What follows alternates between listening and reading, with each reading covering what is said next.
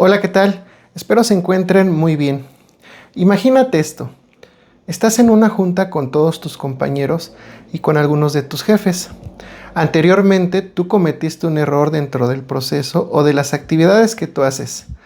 Y de repente uno de ellos agarra y en tono regañón o sarcástico dice, ¿que de verdad no saben hacer bien su trabajo? ¿Qué tan difícil puede ser? Tú tragas saliva, todos tus compañeros se quedan en silencio. Y como tú sabes que ese comentario fue indirectamente lanzado hacia ti, por dentro piensas, ¿realmente esto era necesario? Y es que a muchos nos ha pasado en una junta o actualmente que están de moda los famosos grupos de WhatsApp del trabajo, algunos líderes, o mejor dicho jefecitos, creen que exhibir o regañar a una persona ante todos es la mejor forma de hacer que esto ya no siga sucediendo. Y creen que haciendo esto, lo que van a lograr es que la persona ya no vuelva a equivocarse. Soy Jesús Rivera, esto es Aprende y Emprende Sin Fronteras y hoy vamos a hablar acerca del por qué regañar a una persona o exhibirlo es un error fatal si es que tú quieres ser un buen líder. Bienvenidos.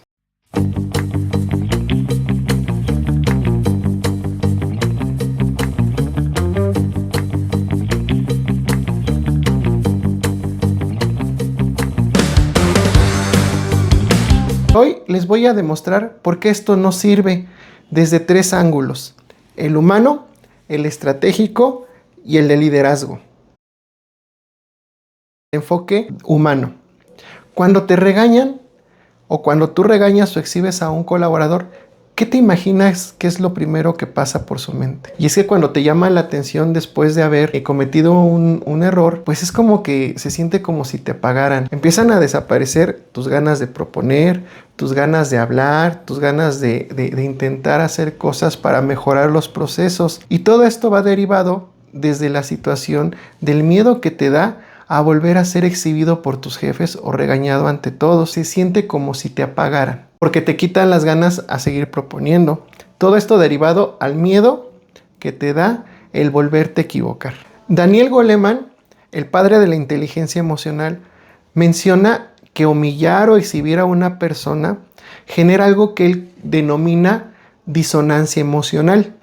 ¿Pero qué es esto de disonancia emocional? A lo que se refiere es que esto lo que provoca es que tu cerebro se bloquea y la motivación empieza a disminuir. Les voy a platicar un caso que me comentaron, y es que lo que me platicaron fue que una persona estaba haciendo su trabajo y cometió un error normal, un error de proceso donde a cualquiera le pudo haber pasado. El problema fue que en ese momento su jefe pues no estaba como para soportar este tipo de situaciones. Entonces lo que pasó fue que en su grupo de WhatsApp, donde están todos sus compañeros, donde está él, donde están sus jefes y hasta los jefes de sus jefes, se le ocurrió empezar y mandar su frase antilíder del año. ¿Qué acaso no saben hacer bien su trabajo? ¿Realmente es tan complicado hacer las cosas bien? Esto acompañado de pedir el nombre de esta persona y exhibirlo ante todos para que todos se enteraran quién es el que había cometido el error. Y obviamente, para que el jefe quedara como la persona que estaba buscando corregir dicho error. Pero ¿qué pasó inmediatamente de todo esto? Después de haber comentado, pues la persona que cometió dicho error, lo que inmediatamente empezó a sentir fueron pues que le disminuyeron las ganas de seguir. En este caso, él comentan que pues dejó de sonreír, dejó de participar, dejó de hablar. Entonces eso da un indicio a que realmente este comentario le afectó de mala manera, porque emocionalmente a la hora de ser exhibido le empezó a entrar todo ese miedo que provoca el no volverte a equivocar. Entonces, desde el aspecto humano es una mala decisión hacerlo. ¿Por qué? Porque los afectamos emocionalmente en lugar de ayudarlos a buscar que no vuelva a suceder. En este punto lo vamos a hablar ahora desde el punto de vista estratégico. Y es que el regañar o exhibir a un colaborador de ninguna forma te va a mejorar los resultados. Ese es un pensamiento erróneo que muchas veces creemos que puede ser así. Déjenme comentarles que la doctora Amy Edmondson de Harvard se ha dedicado a estudiar durante mucho tiempo el comportamiento y las características de los mejores equipos de trabajo. Ella descubrió que la base de estos equipos se basa en la seguridad psicológica que ellos tienen. Pero bueno, ¿a qué se refiere con esto de seguridad psicológica? Y esto se refiere principalmente a que los equipos de trabajo que tienen esa seguridad psicológica no tienen miedo a equivocarse ni a ser exhibidos bajo ninguna circunstancia. Ellos entienden perfectamente que los errores son parte del desarrollo de los procesos, pero también entienden que cada uno de ellos tiene que dar su mejor esfuerzo para que esto no sea tan frecuente o de alguna forma tratar de evitar equivocarse. Pero como les comentaba, desde la seguridad psicológica, esa seguridad que te da el hecho de que no te van a exhibir ni te van a humillar enfrente de todos si en algún momento las cosas no salen como debían. Y es que en contraparte, todos esos equipos que actualmente trabajan bajo esa presión y esa situación de que en cualquier momento pueden equivocarse y ser humillados o exhibirlos ante todos, lo único que provoca es que la gente deje de hacer las cosas, deje de proponer ideas y se dedican a hacer lo mínimo para que el margen de error disminuya y no se equivoquen tanto. En pocas palabras, cuando trabajas en ambientes de humillación, lo que pasa es que indirectamente te van convirtiendo como en un robot, hacer lo mínimo y diario lo mismo. Si actualmente tú tienes tu negocio o eres un líder de un grupo o de un área en tu trabajo, es importante mencionar que debes de tener gente que piense y no al contrario, que se esté escondiendo o haciendo lo mínimo para no equivocarse. Todo esto por el hecho de que en la próxima ocasión no les vaya a tocar a ellos ser los exhibidos.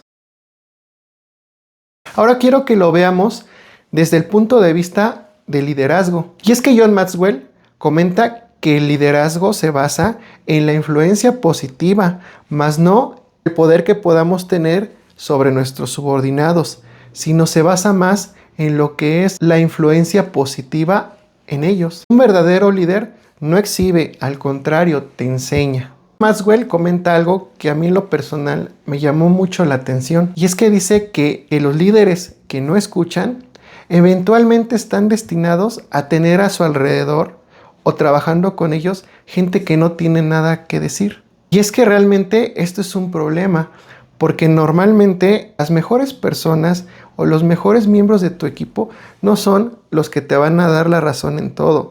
Los típicos arrastrados que tenemos como compañeros dentro de un trabajo, sino que las mejores personas son esas personas que te retan en cuestión de procesos, en cuestión de a veces cuestionar tus decisiones de forma positiva, no en una forma retadora en el aspecto de que quieran llevarte la contraria, sino en dudar de todas las decisiones que a veces uno tiene para mejorar los procesos.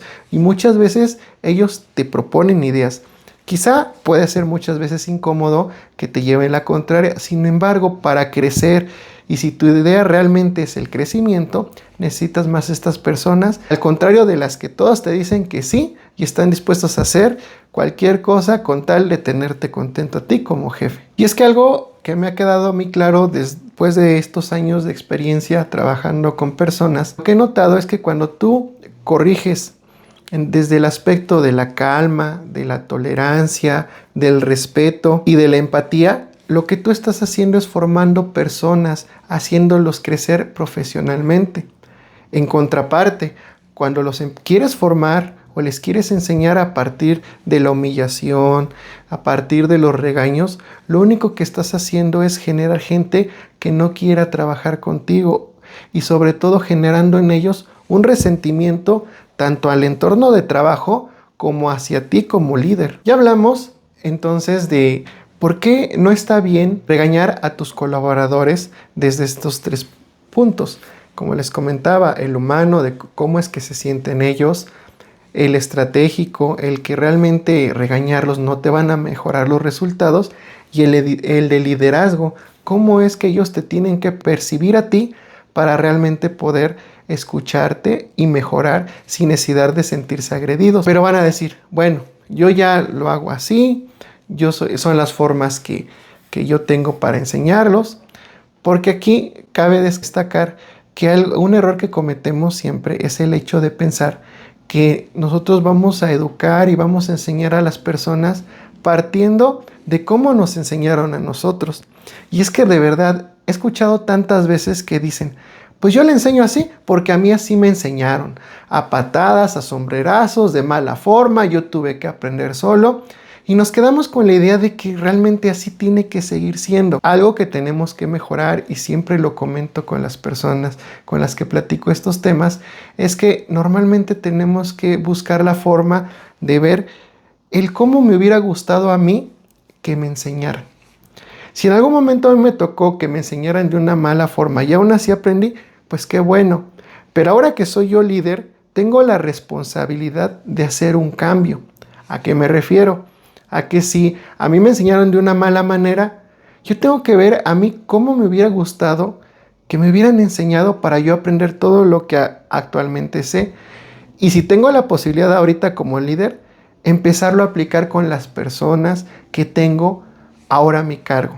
Hacer esos pequeños cambios realmente significan mucho y son los cambios que realmente valen para el desarrollo y el crecimiento de tus equipos de trabajo. Así es que si en algún momento a ti te enseñaron de mala forma, ya no lo sigas haciendo y te invito a que cambies esa situación para poder enseñar como a ti te hubiera gustado que te enseñaran. Ahora, vamos a ver cómo tenemos que empezar a cambiar la forma de hablar con nuestros subordinados. Bueno, entonces ya nos dijiste que pues está mal, ya entendí que está mal y realmente me gustaría hacer un cambio. ¿Cómo le hago? Bueno, te voy a dar 4 puntos en los cuales tú tienes que poner énfasis y empezarlos a poner en práctica. Antes de empezarlos a comentar, quiero decirte que cualquier cambio lleva tiempo. No va a ser de un día para otro, pero la idea es de que tú tengas la intención y de irlos practicando constantemente para que cada vez vayas mejorando como líder. Esos 4 puntos que te voy a recomendar, velos haciendo y te voy a explicar para qué son y cómo es que sirven. Vamos a manejarlo pensando en un ejemplo. Uno de tus colaboradores cometió un error y es tu deber corregirlo. Tú decides cómo lo vas a hacer. En este caso lo vamos a hacer desde el punto de vista como un buen líder. ¿Qué es lo primero que vamos a hacer? Lo primero que vamos a hacer es hablarlo con él, pero siempre en privado. Nada de exhibirlo en público ni humillarlo, aunque nos haya hecho enojar mucho. Entonces es importante primero entender que tenemos que hablar. Oye, permite 5 minutos, vamos a hablar acerca de un tema que sucedió, quiero entender más. Y lo jalamos con nosotros a hablar en privado. Porque acuérdense, en privado se siente como una situación de corregir, se ve como un enfoque de apoyo. Y en público se ve como una situación de ataque. Bueno, ya le dijimos, vamos a platicar, ya lo llevamos a un entorno más de confianza, en privado. Ahora, ¿qué tenemos que hacer? ¿Cómo empezamos a hablar esta situación de este problema sin que el colaborador se ponga a la defensiva? Pues efectivamente, vamos a intentar bajar primero sus defensas. ¿Cómo lo hacemos? Nosotros cuando tenemos a una persona trabajando con nosotros es porque realmente hace más cosas buenas que malas.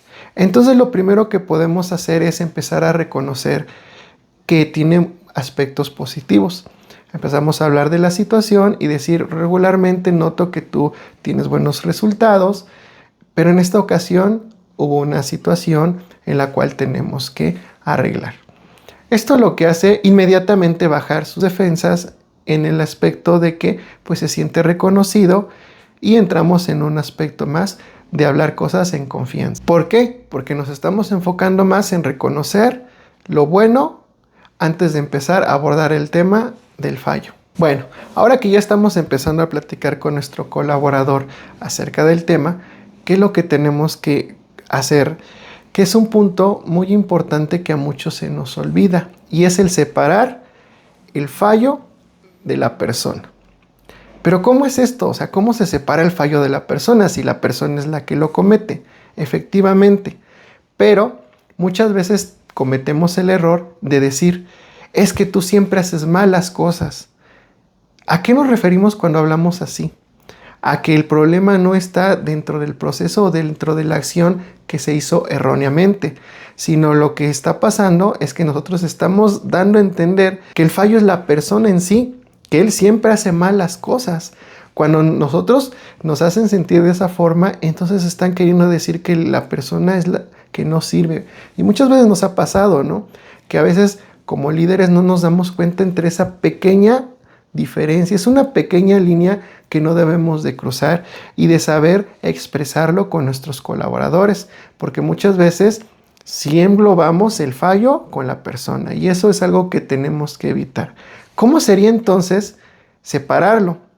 Bueno, en lugar de decirle, es que siempre haces las cosas mal o siempre fallas en esto, decir, dentro de la actividad que sucedió, se produjo este error después de hacer esta acción. Aquí lo que estamos dando a entender es que el fallo en sí fue el error, no la persona. Si bien como entendemos, la persona cometió el error, pero lo estamos separando. Y eso, aunque parezca algo insignificante, realmente importa mucho cuando tú eres la persona a la cual le están llamando la atención.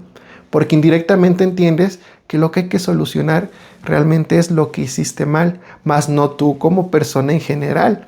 Entonces es importante primero que separemos esa parte, que hagamos ver que el fallo es el fallo y la persona es la persona.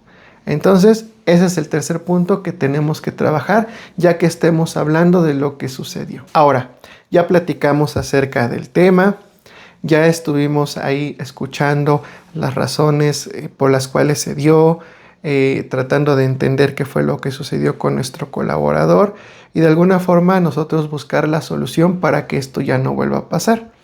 Pero ¿cómo logramos que estas soluciones sean duraderas, que realmente nuestro colaborador las entienda y sobre todo se crea que realmente tiene la capacidad para mejorarlo? Y es algo muy importante el que cuando busquemos una solución, hacer parte de la solución a nuestro colaborador.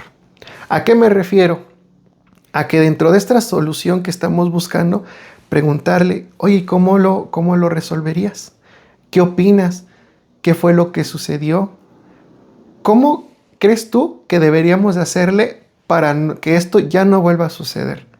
Obviamente nosotros, con la experiencia que tenemos, ir encaminando hacia la solución que nosotros creemos más convenientes dependiendo nuestra experiencia que tenemos respecto al proceso. Pero siempre intentando que la solución nos las dé nuestro colaborador. ¿Cuál es la idea? De que al momento que el colaborador dice, yo considero que esta es la mejor solución, lo hacemos parte. Y no suena como una situación impuesta por nosotros, porque después ellos sienten que las cosas que tienen que mejorar es porque el jefe me dijo, no es porque realmente yo esté convencido de que así tiene que ser, porque realmente entendí cuál fue el problema, qué fue lo que hice mal y qué es lo que tengo que mejorar. Por eso es importante siempre involucrar a nuestros colaboradores en las diferentes soluciones que le vamos a dar a dichos problemas.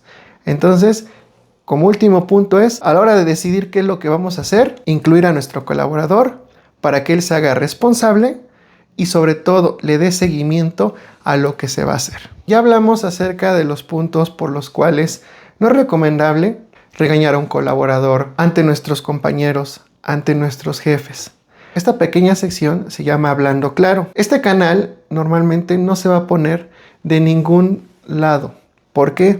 Porque yo en mi experiencia he tenido que ser líder, pero también me ha tocado estar del otro lado como colaborador y tener jefes. Entonces he aprendido con este tiempo a que desde los dos puntos de vista siempre tiene que haber un equilibrio.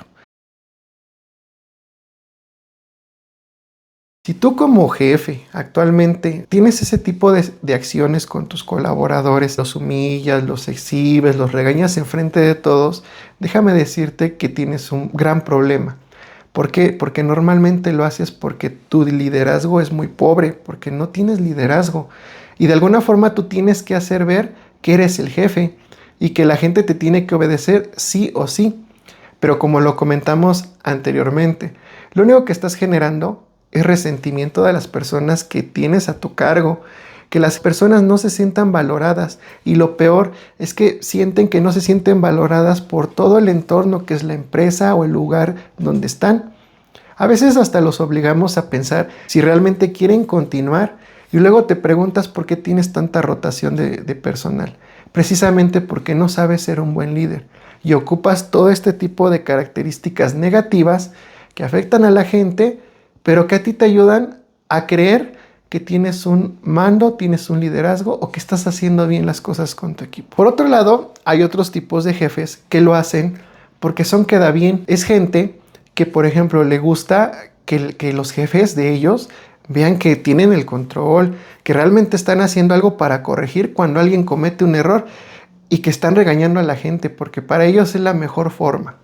Lamentablemente, es que este tipo de jefes sí están respaldados por sus jefes, que les gusta ver ese tipo de comportamientos en ellos, pero no se dan cuenta que lo que están logrando es realmente dañando al equipo. Por eso hay tanta rotación, porque sin darnos cuenta empezamos a tener actitudes sobre nuestros colaboradores que no son las adecuadas y que van hiriendo su estancia, van hiriendo su tranquilidad. Vamos aumentando el estrés de ellos innecesariamente en situaciones que realmente no valen la pena.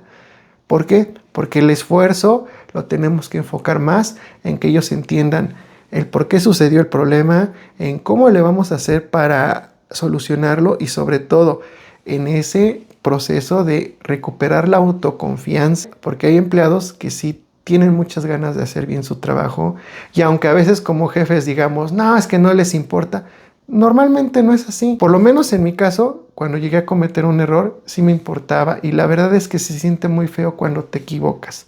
No significa que no te interese, sin embargo que pues a veces ya tienes tú jefes o líderes que pues no te enseñan, al contrario te regañan, te meten presión, vuelves a cometer el mismo error. ¿Por qué? Por esa presión que indirectamente ejercen sobre ti en lugar de brindarte una opción de apoyo, de seguridad psicológica, como lo habíamos mencionado anteriormente. Tú eres de esos jefes que les gusta hacer, queda bien con sus jefes, no lo hagas de realmente, aunque no te des cuenta, no te está ayudando y te está afectando mucho con tu equipo de trabajo. Y otra característica que pues también es común es que a muchos jefes creen y lo hacen también porque pues a ellos así les hacían, ¿no?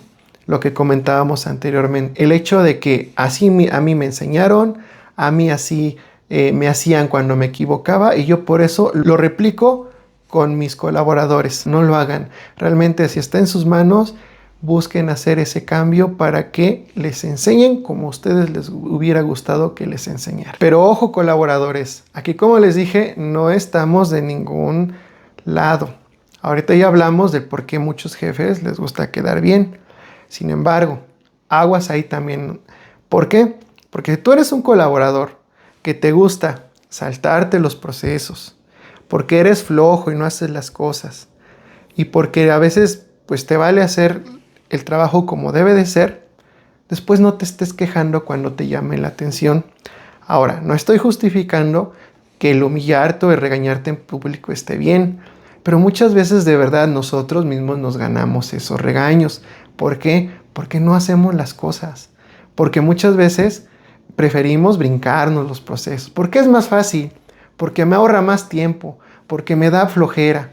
Entonces, si tú eres de esas personas que no te gusta que te regañen, pues entonces haz bien tu trabajo, haz bien las cosas, sigue el proceso como debe de ser. Por eso están los procesos, porque de alguna forma ya se estudiaron, ya sabemos que es la mejor forma para realizar dicho trabajo. Pero como te digo, muchas veces cometes el error porque te brincaste algo o dejaste de hacer algo y eres el primero que se hace la víctima. Y empezamos a hablar mal del jefe, que porque siempre nos regaña, que porque siempre nos humilla, que porque nos habla feo. Entonces, si no te gusta que te pase eso, haz bien tu trabajo. Recordemos que estas situaciones siempre es un equilibrio entre las dos partes.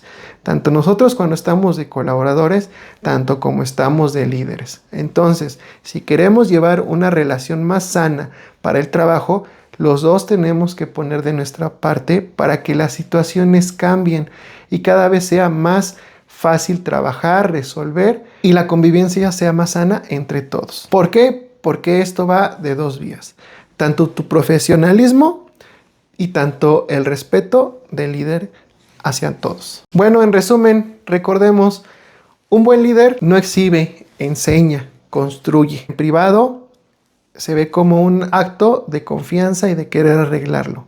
En público se ve más como un ataque. Un buen líder nunca va a buscar culpables, al contrario, busca crecimiento de las personas aún habiéndose equivocado. Y recordemos que todo este tipo de aspectos aplica desde una multinacional hasta tú que vas empezando y tienes tu pequeño negocio. Ponme en los comentarios si actualmente tú tienes un jefe que te exhibe, que te humilla o que utiliza el grupo de WhatsApp como paredón para todas las personas que se equivocan. Los leo y nos vemos en el próximo video. Esto es Aprende y Emprende. Muchas gracias por ver este video. Hasta luego.